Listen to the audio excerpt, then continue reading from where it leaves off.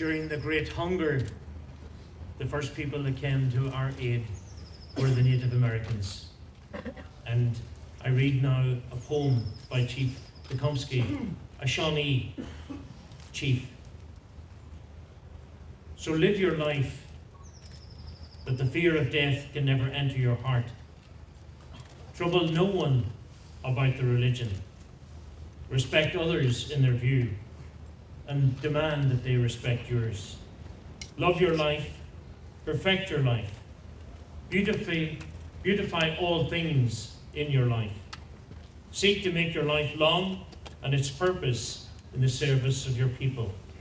Prepare a noble death song for the day when you go over the great divide. Always give a word or a sign or salute when meeting or passing a friend, even a stranger when in a lonely place. Show respect to all people and grovel to none. When you arise in the morning, give thanks for the food and for the joy of living. If you see no reason for giving thanks, the fault lies only in yourself. Abuse no one and no thing, for abuse turns the wise ones to fools and robs the spirit of its vision. And when it comes your time to die, be not like those whose hearts are filled with the fear of death, so that when their time comes, they weep and pray for a little more time to live, their lives over again and in a different way. No, sing your death song and die like a hero going home.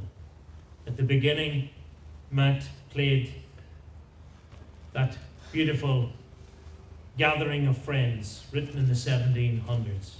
We gather today for our friend, for our brother, and we pray for him and send our best wishes and thoughts and prayers to his family.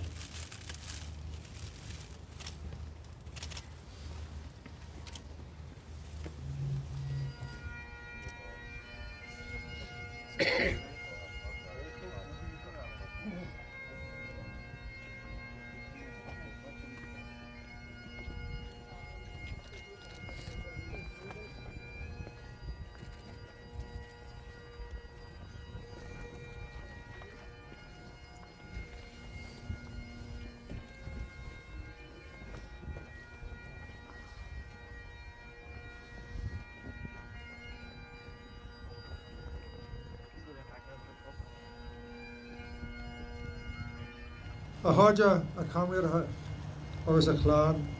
It's on a more to event showing you a couple of breaker or Óglach Brendan Bik McFarlane. I'm very honoured to be asked to say a few words about Óglach Brendan McFarlane, who was, amongst many other things, a lifelong Irish Republican activist. Ardús, but while Machovrion a Yanu, Lena, Ban Kila, agus a Pasha, Thomas, Emma, August Tina. I want to begin by offering our deepest sympathy to Brendan's beloved wife Lena and their children Thomas, Emma and Tina, also to his brother Gerard, sister Marion, sister-in-law Angela, brother-in-law Gerard and his nieces and nephews.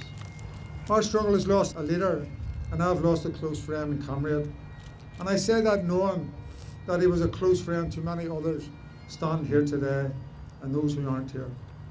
But Brendan's family has suffered the biggest loss of all. They have lost a loving, caring husband, a father, a brother, and an uncle. I was there that night, Bick, then known as Stephen. Don't ask me why, didn't want to be known. When he met Lena in a jazz club called La Huchette in Paris. Now, how romantic is that? Obviously, the Republican leadership didn't send us over there to check out the jazz clubs of Europe. But even hard-working Irish Republican activists need a wee bit of music now and again. Bick had great hands for playing a mean guitar, but 2 left feet when it came to dancing. But he did make the effort that night. That was April the 17th, 1984, and it must have been love at first sight because Lena remembered the exact date. In fact, I think she remembered the exact time. Love certainly blossomed, and I was very happy for Bick. It may have been karma or destiny, but I only found out from Lena herself on Sunday there, that a month or so earlier, Lena had sold off her house in Denmark and headed to America on a tourist visa, hoping maybe to remain there a wee bit longer. The American immigration control must have been reading her mail. She was arrested on arrival and unceremoniously deported back to Denmark. I think she lasted 4 hours in the USA. Having no job at home, she headed to Paris, looking for Bik for the summer and in hope of work. And thinking back to Bik's experiences before mainland Europe, he really deserved the life he had with Lena then and later in Ireland. Bik was born in 1951 and reared in Ardoyne. In 1969, feeling he had a calling to be a priest, he entered a seminary in Wales. He was still a teenager and loved all types of music, from pop music like Simon and Garfunkel, Free, Badfinger, to folk and traditional music, to a love of classical music, which he inherited from his mother, Murray. However, he was also witnessing what was happening at home in the media. He did not come from a traditional Republican family, a bit like myself, but he felt compelled to return home to his community in Ardoyne. He found the rise of the civil rights movement and the Orange State's attempts to crush it with violence and imprisonment. He witnessed thousands of Catholics being driven from their homes. He watched the British Army on TV in Derry. And closer to home in Ardoyne and wider North Belfast, lawless death squads were killing so many people. For Bik, the question was how he could best oppose the naked sectarianism, the supremacism, the discrimination and the brutality of the Unionist regime and its RUC, and the British government and its military forces. He was determined to defend his community. He decided, as many others did at the time, that armed resistance was the only way to face an occupying military force, and he was not going to leave it to others. Bik was sworn into the Irish Republican Army, and he always did, and he did as he always did, he gave it his all. The early to mid-1970s were the darkest years, with the fatalities and the casualties of the conflict, especially in North Belfast. He was arrested in 1975 and was given a series of life sentences and imprisoned in the cages of Long Cache Camp, which contained hundreds of political prisoners, a status which had been achieved by a hunger strike in 1972. For Bik, the struggle continued in jail, and his focus was on escaping to return to the struggle. Bik and his comrades Larry Marley and Pat McGeown tried to escape from Cage 11 in 1978, but were caught. Their status as political prisoners was removed, and they were transferred to the notorious Hates Blocks, where a protest, which became known as the Blanket Protest, had been ongoing since 1976 against the British removal of political status in both the Hates Blocks of Long Cache and Armagh Women's Prison. All three immediately joined their comrades on protest. It was a regime based on brutality, which went on for 5 years. Free association was not allowed, no right to exercise in the yard, no right to use the toilet facilities or showers, or to family visits, or to receive letters. Prisoners faced constant beatings from warders. They lived naked in terrifying, nightmarish conditions. Bik's leadership qualities were legendary in the face of such inhumanity. Shana Welch, a good friend of his, fellow comrade, recalls his first encounter with Bik as he was transferred to the punishment block, where Bik, Larry and Pat had been sent after capture. He heard Bik conversing with warders in a very normal way, which was extraordinary in the circumstances. That night, Bik shared his watchword with Shana: "It's nice to be nice." Bik appeared to have their meeting out of his hand. He met Bik a second time when they were put into the same wing. Bik had a dozen stitches above his right eye, having decided to chastise 5 warders who were brutalising a young comrade. There was a steel and a courage within Bik, which he only used when necessary. In the end, the prisoners felt the only option to them after 5 years of protesting was a hunger strike. And it took place in 1980, when the political prisoners neared death. The British administration offered terms and promises, but when the strike was ended, the Brits reneged, forcing a second mass hunger strike in 1981. Bobby Sands was the OC, the officer commanding of the protesting prisoners, and was to join the hunger strike as its leader. He told Bik that he wanted him to take over as OC. The leadership outside ratified that decision. The hunger strikers were taking on the might of the British government and the huge burden of responsibility of leading the protest, and representing the hunger strikers fell for the most part on Bik's shoulders. Margaret Thatcher described the hunger strike as the IRA's lost card. Instead, it became recognised as an historic watershed, a seminal decision which would change the dynamics of the struggle for Irish independence. Bik was not alone, of course, but he was pivotal and his leadership ability unquestionable. It was an amazing feat for any person in the face of the magnitude of governmental power trying to undermine the integrity of the prisoners' struggle, and also through them the integrity of the overall struggle outside the walls of the prison. Bik visited the hunger strikes as often as he could and witnessed their individual deteriorating health. Pat Sheehan spoke of his solidarity and compassion. He was on hunger strike as well, and actually nearing death, remembering how he would sit holding Pat's hand as they talked together. Bobby Sands and Bik were also very close, and Bik, speaking later about the final meeting with Bobby, then blind, said it was heartbreaking. He said, "We were more than blanket men. We were brothers." 10 brave men lost their lives on the hunger strike. It devastated their loved ones and their friends and fellow prisoners. But the political prisoners did what Republicans always do. They asked themselves, where do we go now from here in our struggle? How do we answer the terrible loss of our friends and comrades? Bik was again core to this strategic discussion, along with Bobby Story, his comrade Bobby Story and Féin, and Larry Marley. The plan was for a mass escape.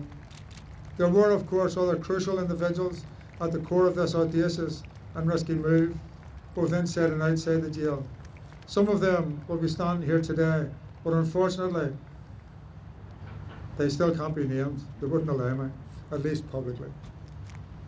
The slogan during the protest years was "Smash the Hate Blocks," and what better way to do that than to break out of what they call the most secure prison in Europe. Just 2 years later, on the 25th of September 1983, 38 Irish political prisoners broke out of the Hate Block 7. Although 19 of the 38 were recaptured in the days following the escape, which was the biggest in British penal history, it still sent shockwaves through the British government and was worldwide news.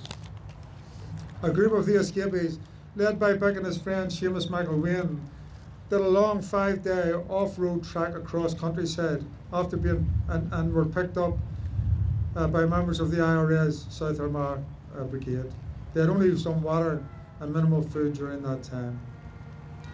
Bik and I spent some months in active service around the Leitrim and South Armagh along the border, and were then asked early in 1984 to go to France, where we rented a flat. Bik was easy to get on with. He was very fastidious, as everybody knows, and not a bad cook, whereas I was, let's say, a touch less so. I remember at times we would be away for a long journey and arrive back late and tired. Bik would empty all his pockets one at a time and set the contents in a neat row before folding up his clothes. I, on the other hand, would already be in bed and asleep around the time he emptied the first packet. Although I had known Bik from the mid-70s in the cages, it was during the escape and its aftermath that we became close friends, a friendship which has endured. We relocated to Holland after a couple of mishaps and were eventually arrested along with Blue Kelly in a dramatic middle-of-the-night raid with some special unit crashing in through the patio windows, throwing thunder flashes and armed to the teeth. Frankly, it was a relief when I realised they were shouting at us in Dutch as opposed to English. It became obvious from the court case that the main interest from the British was to get Bik and myself extradited back to Belfast, so Blue, lucky enough, was simply deported without charge. Bik and I were held in separate jails and extradited back to Belfast in December 1986. I was in Crumlin Road Jail on remand on 7 charges connected to the escape, as the Dutch court had refused to extradite me on my original charges in England from 1973. Bik was less fortunate, and he was sent back to the Hades blocks to continue his life sentences.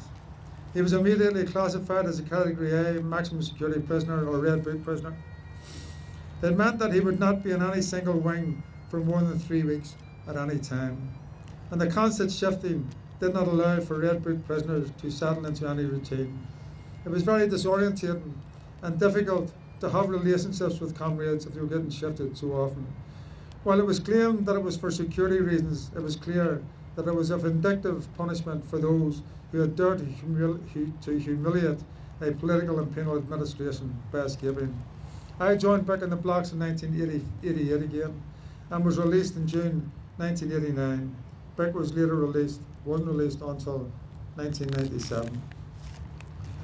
Lena and Bik had continued their relationship throughout his imprisonment, despite the obvious privations. And during those years of imprisonment, Bik continued his education formally and informally. His determination was always that jail time should be used positively. His love of music was always a part of that, and he was to use that to great effect in jail and then upon release. He had long since learned that military action on its own would not achieve a united Ireland, and the Republicans needed to be active in every aspect of the community. He knew that Republicans had to learn from the past, but act in the context of the present. He knew that the hunger strike opened up elections as another leg to the Republican strategy, and had supported dropping the abstention policy in the 26 counties in 1986. In 1997, when released, he threw himself into local politics and community work. He supported the negotiations and the Good Friday Agreement and used his influence, his very strong influence, talking to others, sometimes cynical activists. He was a huge part of getting me elected as an MLA for North Belfast in 1998 and took up the job as Óglach Counter Chair. He had no interest in becoming an elected representative, but was a driving force in North Belfast in increasing our vote election upon election. However, his many trials and tribulations did not stop on his release. In 1998, he was again arrested in the south of Ireland and charged with the unlawful imprisonment and possession of a firearm from 15 years earlier. Bik got bail but faced uncertainty over a 10-year period. He had to report to Dublin Special Criminal Courts 40 times over that period. The case against him finally collapsed. Bik and Lena were together throughout and living in Belfast. Bik, as everyone knows, was a great people person who made friends easily. He attended many functions and get-togethers, but he always included Lena. There was a mutual trust and respect they had from the start, and they were well matched. He always prioritised his family and still managed to travel the length and breadth of Ireland, talking to Republican activists, and indeed creating more Republican activists. Bobby Sands wrote in his diary, "Everyone, Republican or otherwise, has his own particular part to play in this struggle. No part is greater than another. No part is too great or too small. No one is too old or too young to do something." Bik's role epitomised those sentiments. He sought no glory. He was content in the background, distributing unpublished Republican news, canvassing, giving out leaflets, travelling in Ireland or abroad to talk about the hunger strike, working with the Bobby Sands Trust or the National Graves Association, or setting up speaking equipment for functions or rallies. I'm beginning to wonder where he got his time for the family, but he was a busy boy. He was an extremely talented musician and loved to entertain revellers on Rebel Sunday in the Rock Bar or in the Felons or PD clubs. Now in 2025, we are closer than ever to undoing the injustice of partition and reuniting our country. The Orange State has gone forever.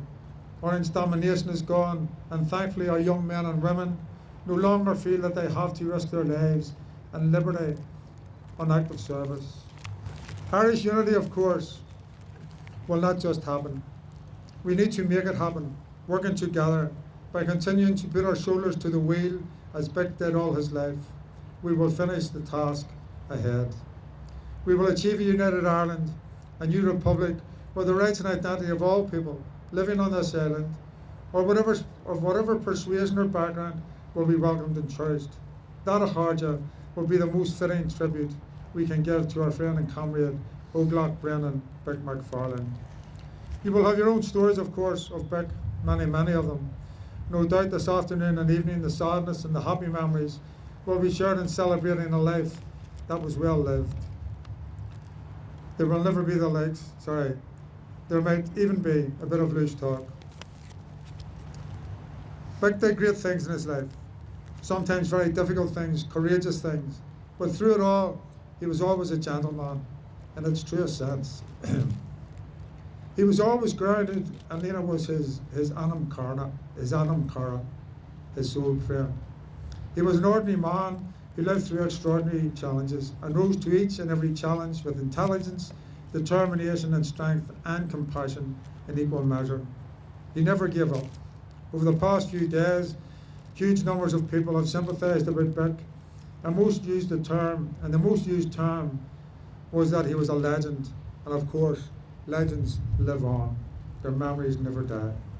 He will be sadly missed by many, many people, but most of all by his wife Lena, his children Thomas, Emma and Tina, and the rest of his loving family. Slán ar gara agus ar comrade. Di bhéad a lechad oration.